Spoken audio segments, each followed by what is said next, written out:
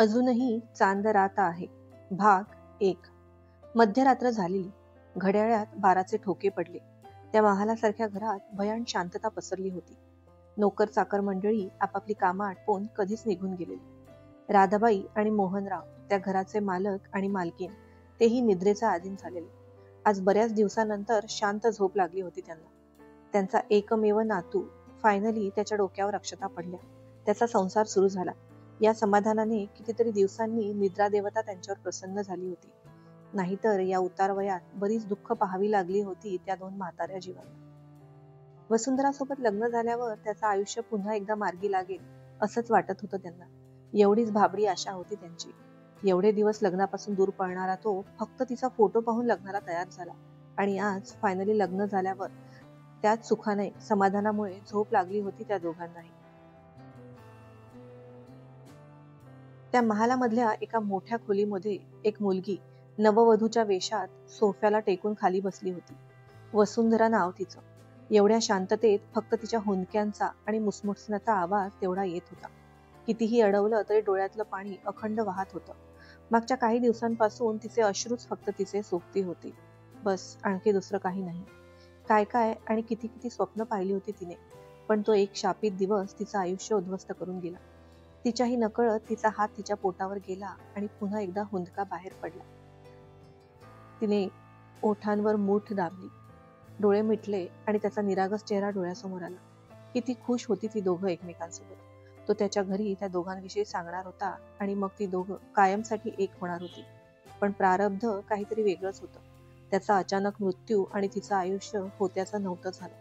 ज्याच्या जाण्याचा धक्का एवढा मोठा होता की त्या दोघांच्या प्रेमाचं प्रतीक तिच्या पोटात वाढत होतं, ते सुद्धा वाचू शकलं नाही. सगळा भूतकाळ डोळ्यासमोरून झरझर तरळून गेला.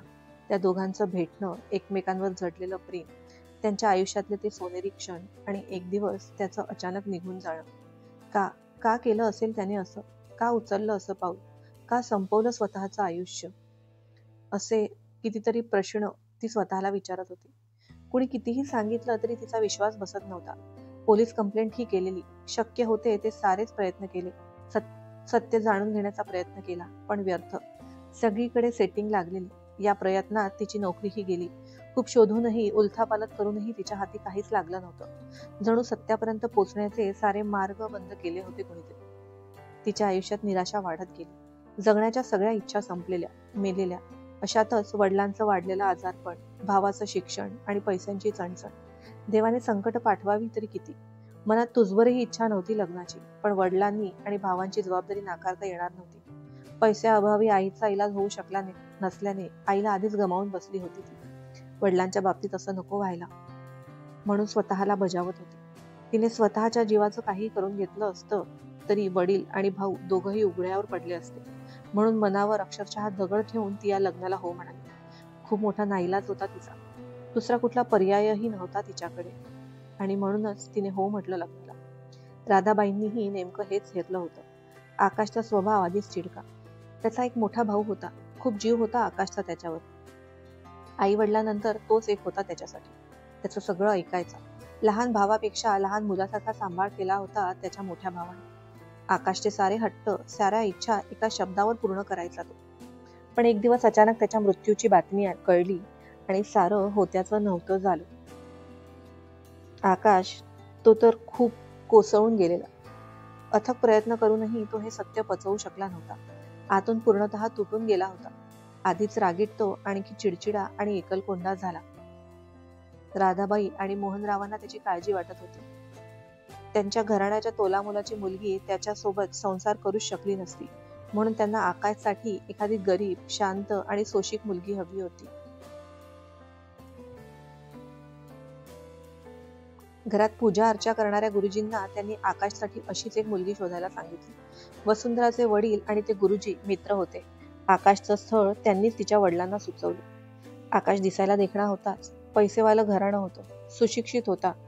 खरं तर नाही म्हणायला काहीच कारण नव्हतं वसुंधराच्या वडिलांकडे आणि म्हणूनच ते लग्नासाठी तयार झाले.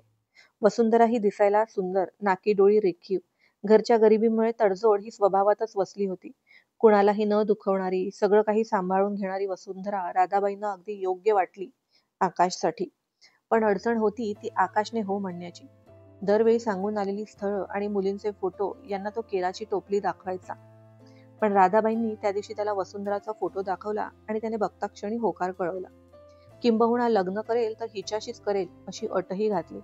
अर्थात राधाबाईंना आश्चर्य वाटलं, पण सोबतच तो लग्नाला हो म्हणाला म्हणून आकाशही ठेंगणं झालं. त्याने अचानक लग्नाला हो का म्हटलं हा प्रश्न होता त्यांना, पण तो लग्नाला तयार झाला हीच खूप मोठी गोष्ट होती त्यांच्यासाठी. आता फक्त वसुंधराचा होकार यायचा बाकी होता. गुरुजींना वसुंधराच्या घरची परिस्थिती माहिती होती आणि राधाबाईंनी त्याचाच फायदा उचलला. ती लग्नाला हो म्हणाली तर तिच्या वडिलांच्या उपचाराचा सर्व खर्च, भावाच्या शिक्षणाचा सगळा खर्चही त्या करणार होत्या. त्या दोघांकडे पाहून ती लग्नाला तयार झाली.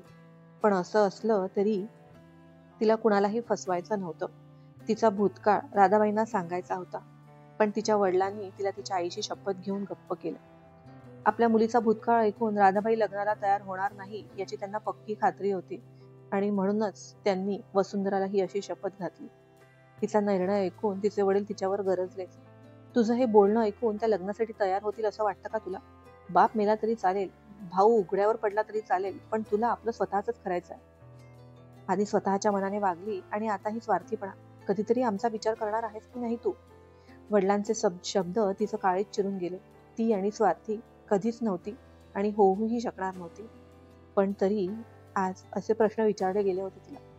तिने मुकाट्याने सगळ्या गोष्टींसाठी हो म्हटलं. एखाद्या यंत्राप्रमाणे आयुष्य झालं होतं तिचं.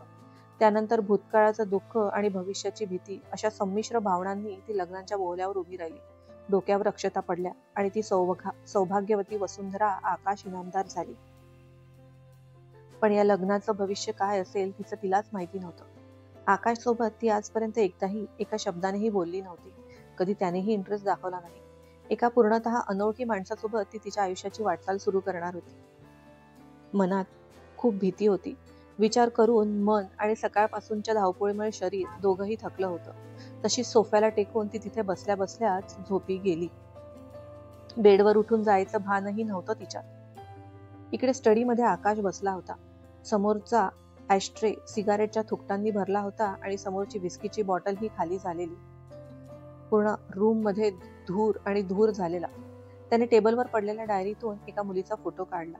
साधारण 17-18 वर्षाच्या मुलीचा फोटो असेल तो. आजवर जीवापाड जपून त्या डायरीत ठेवला होता त्याने. पण आता लायटर काढून तो फोटो जाळायला सुरुवात केली. त्या फोटोला जळताना पाहून त्याच्या चेहऱ्यावर एक असुरी हास्य उमटलं. सुरुवात कशी वाटली ते नक्की सांगा. भेटूया लवकरच पुढच्या भागात. कथा आवडत असेल तर चॅनलला लाईक आणि सबस्क्राईब करायला विसरू नका. धन्यवाद.